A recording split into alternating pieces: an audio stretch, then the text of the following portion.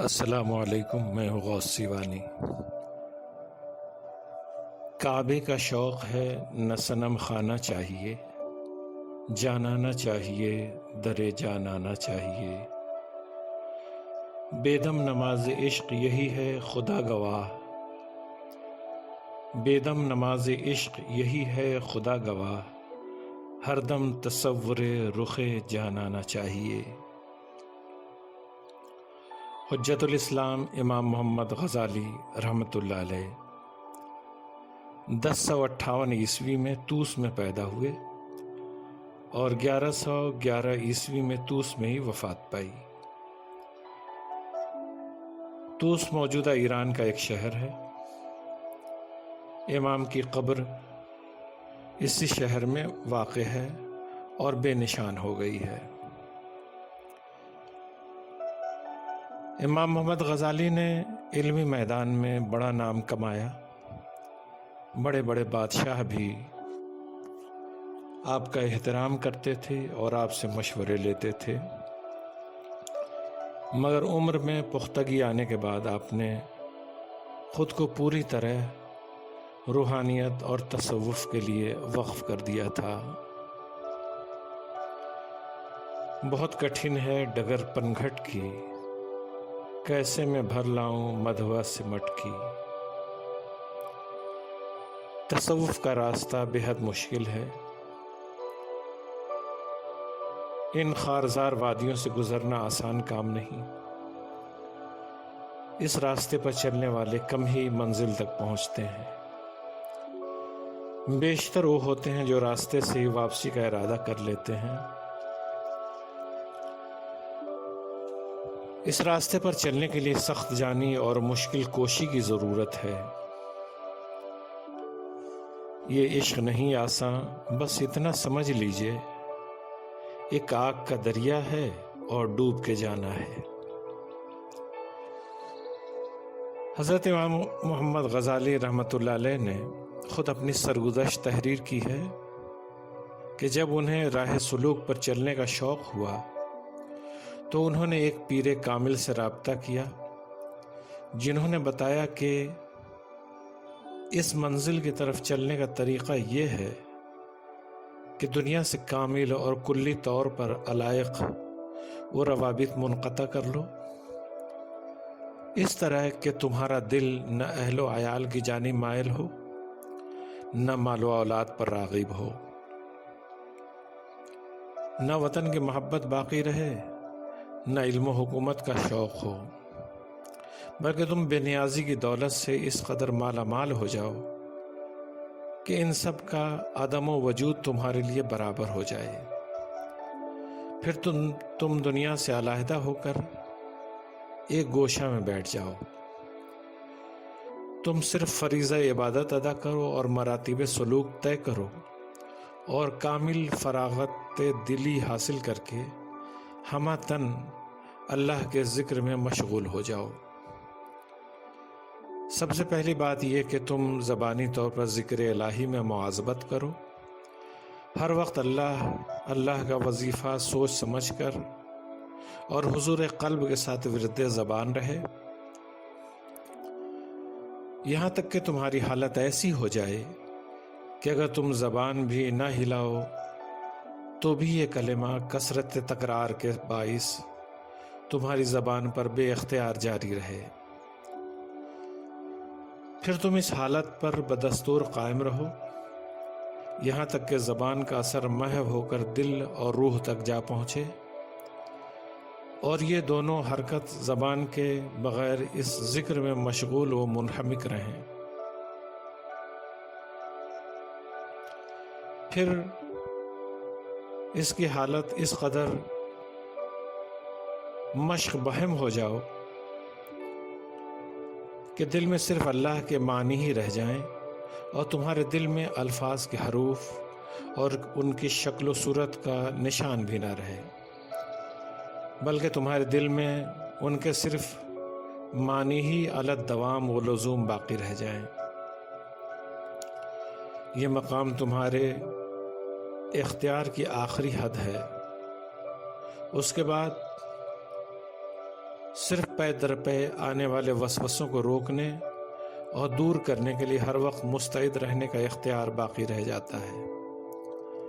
یہ عبارت امام محمد غزالی کی کتاب میزان عمل سے ماخوذ ہے۔ جاہ، مال، اولاد اور وطن کی محبت انسان کے دل میں فطری طور پر ہوتی ہے، مگر خالق کی محبت کو دل میں راسخ کرنے کے لیے ضروری ہے کہ ان تمام قسم کی چاہتوں سے دل کو خالی کیا جائے۔ یہی سبب ہے کہ صوفیہ راہ سلوک پر چلنے والوں کو ترک دنیا کا مشورہ دیتے ہیں۔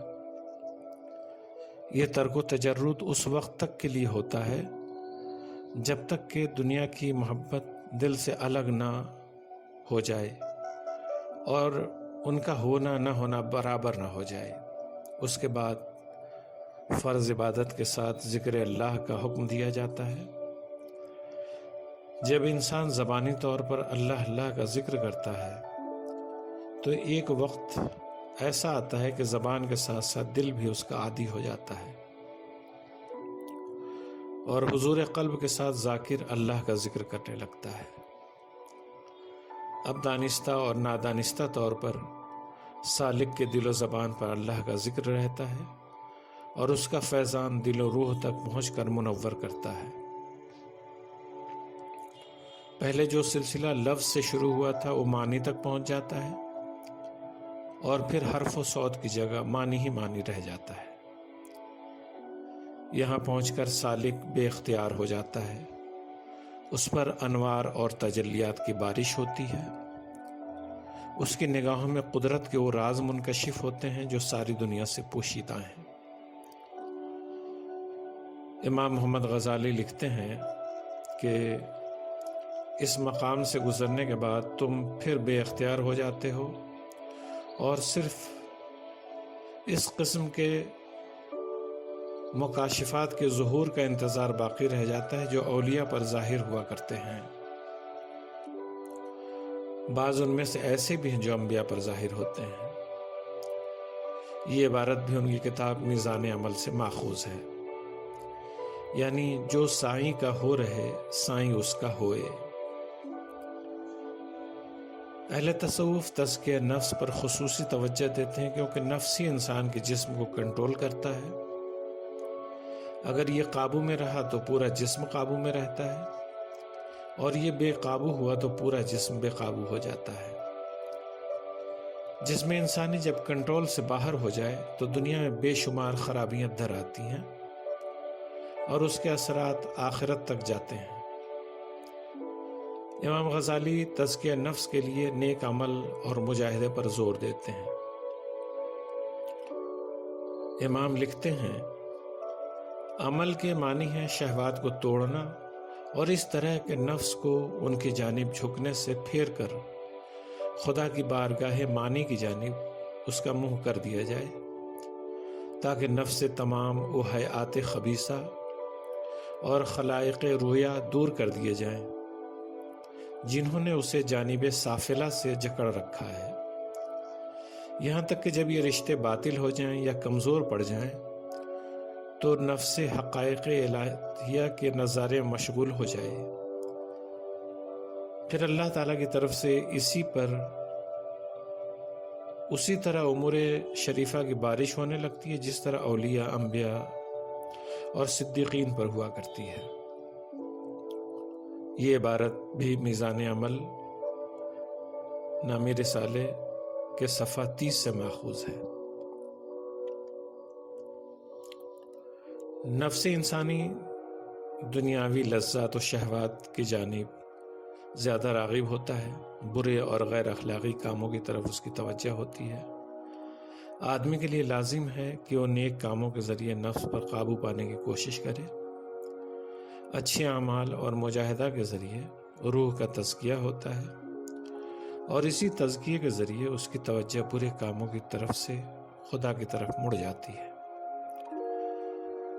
جب آدمی اپنے نفس کو پاکیزہ کر لیتا ہے اور نور معرفت حاصل کر لیتا ہے تو اللہ کی طرف سے اس پر امور شریفہ کی بارش ہوتی ہے۔ وہ پاکیزہ اعمال میں مصروف رہتا ہے جیسا کہ انبیاء، صدیقین اور اولیاء رہا کرتے تھے۔ تزکیہ نفس کی تصوف میں بے حد اہمیت ہے، کیونکہ جب تک انسان کا نفس پاکیزہ نہ ہو جائے اور اس سے برے اعمال کی قدورت دور نہ ہو جائے، دنیا کی محبت اور کبر و نخوت ختم نہ ہو جائے، اس کا دل آئینہ محبوب نہیں بن سکتا۔ اہل سلوک دنیا سے بے رغبتی کے قائل ہیں۔ وہ کہتے ہیں کہ دنیا کی دولت اور مال اور جاہ و حشمت دنیا کی چیزیں ہیں، یہیں رہ جائیں گی اور انسان یہاں سے رخصت ہو جائے گا، لہٰذا اسے مال و دولت سے محبت کرنے کے بجائے آخرت کی تیاری کرنی چاہیے۔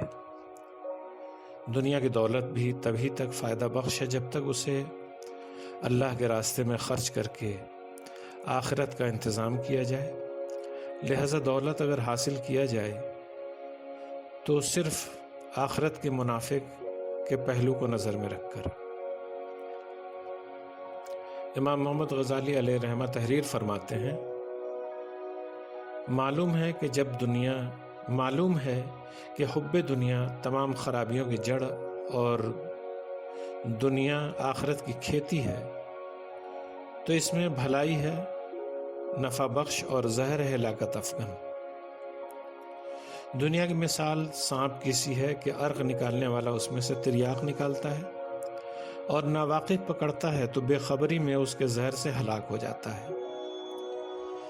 کہتے ہیں مال اوسط درجے کی کھیتیوں میں سے ہے کہ ایک لحاظ سے وہ فائدہ مند ہے اور ایک اعتبار سے نقصان دہ ہے، اس لیے اس کے بغیر چارہ نہیں ہے کہ اس کے سود مند حصے پر اکتفا کیا جائے اور اس کے ہلاکت آفریں حصے سے احتراز۔ یہ عبارت بھی امام غزالی کی کتاب میزان عمل سے ماخوذ ہے۔ دنیا کی تمام چیزیں اپنے اندر اچھائی اور برائی کے پہلو رکھتی ہیں، اسی طرح دنیا کی دولت بھی دونوں پہلو رکھتی ہے۔ انسان کو چاہیے کہ وہ دولت کا پجاری بننے کے بجائے اس کے حاصل کرنے کے طریقے اور اس کے خرچ کرنے کے راستوں پر نظر رکھے۔ امام غزالی نے دنیا کی مثال سانپ کے عرق سے دی ہے، جو زہر اور تریاق دونوں ہے۔ سانپ کے فائدے سے ناواقف شخص اگر اسے پکڑ لیتا ہے تو یہ اس کی ہلاکت کا سبب بنتا ہے، اور ماہر اگر اسے پکڑتا ہے تو اپنے فائدے کے لیے استعمال کرتا ہے، اس سے حیات بخش دوائیں بنتی ہیں۔ اسی طرح دولت اگر برے طریقے سے حاصل کی جائے تو اس کے حصول میں حلال و حرام طریقوں کا خیال نہ رکھا جائے تو آخرت کے لیے وبال جان ہے۔ دولت کو اگر نیک کاموں میں خرچ کیا جائے تو آخرت کے لیے تریاق ہے، اور اگر برے کاموں میں خرچ کیا جائے تو جاویدانی زندگی کے لیے زہر ہے۔ دولت انسانی زندگی کی بنیادی ضرورت ہے، اس کے بغیر روزمرہ کے کام نہیں چل سکتے، لہذا اس کا حصول ناگزیر ہے، مگر حاصل کرنے والا اس کے استعمال کے تعلق سے جواب دہ ہے، لہذا خرچ ہوشیاری سے کرنا چاہیے۔ مال کے تعلق سے دوسرا پہلو یہ ہے کہ اس کی محبت دل میں جگہ نہ پکڑے، یعنی مال انسان کے لیے ہے، نہ کہ انسان کا وجود مال و دولت کے لیے ہے۔ امام غزالی نے لکھا ہے، اسی کے متعلق حضرت علی رضی اللہ عنہ نے فرمایا کہ سرخ و سفید حسن میرے علاوہ کسی اور کو جا کر فریب دے، اور اسی لیے رسول اللہ صلی اللہ علیہ وسلم نے بھی درہم و دینار اور سیم و زر کے متلاشیوں کو پتھروں کے پجاریوں سے تشبیہ دی ہے، اور فرمایا کہ بندگان درہم و دینار کے لیے ہلاکت ہے۔ یہ عبارت میزان عمل نامی رسالے سے ماخوذ ہے۔ زرپرستی اور حب دنیا تصوف کی نظر میں بے حد ناپسندیدہ کام ہے۔ مال و دولت سے صرف اتنا لینے کی اجازت ہے جس میں آدمی کا کام چل جائے، جب اس کی ضرورت پوری ہو گئی تو اب اسے دولت کی کوئی ضرورت نہیں رہی۔ लिहाजा अब उसकी मोहब्बत में फंसे रहने से वो अपना मकसद वजूद खो बैठता है। दुनिया में आए दिन मुख्तलिफ मसाइल उभरते रहते हैं, मगर देखा जाए तो हर मसले की बुनियाद में ज़रपरस्ती और हुब्बे दुनिया है। एक आदमी दूसरे के साथ बददियानती करता है तो चंद पैसे मुनाफा के लिए, सरकारी अफसरान अपने काम से पहलूतही करते हैं तो चंद सिक्कों की रिश्वत के लिए, वज़रा अपने मनसब के खिलाफ जाकर बड़े बड़े घपले करते हैं तो ज़रपरस्ती के सबब, एक मुल्क दूसरे मुल्क पर हमला करके उसके वसाइल पर कब्ज़ा करता है तो मालो दौलत के लिए, तिजारत पेशा अफराद टैक्स चोरी करते हैं तो दौलत की मोहब्बत में, बल्कि मौजूदा दौर में इल्म के हुसूल का मकसद भी दौलत का हुसूल है। आज तलबा अखलाकी तालीम हासिल करने के बजाय पेशा वराना तालीम को तरजीह देते हैं। इसका सबब बिलाशुबहा दौलत कमाने की चाहत है। मौजूदा दुनिया मादा परस्ती के गिर्द घूम रही है। दौलत उसके लिए खुदा का दर्जा रखती है, बल्कि उससे बढ़कर है। यही वजह है कि उसके तमाम मसाइल भी ज़रपरस्ती के पहलू से जन्म लेते हैं। कुरान करीम में फरमाया गया, बेशक तुम्हारे अमवाल और औलाद फितना है, और आज सारी दुनिया इसी फितने अजीम में मुब्तला है। इसी फितने से खलासी का रास्ता तसव्वुफ के पास मौजूद है। इमाम गज़ाली अलैहिर्रहमा दौलत को ज़ुहद के ख़िलाफ़ नहीं मानते, बल्कि हुब्बे दौलत को ज़ुहद के ख़िलाफ़ समझते हैं। वो लिखते हैं, ज़ाहिद वो नहीं जिसके पास माल न हो, बल्कि हकीकी ज़ाहिद वो है जो माल की मोहब्बत में मशगूल न हो जाए। अगर चे उसके यहाँ हफ्त तक़लीम के ख़जाने हों।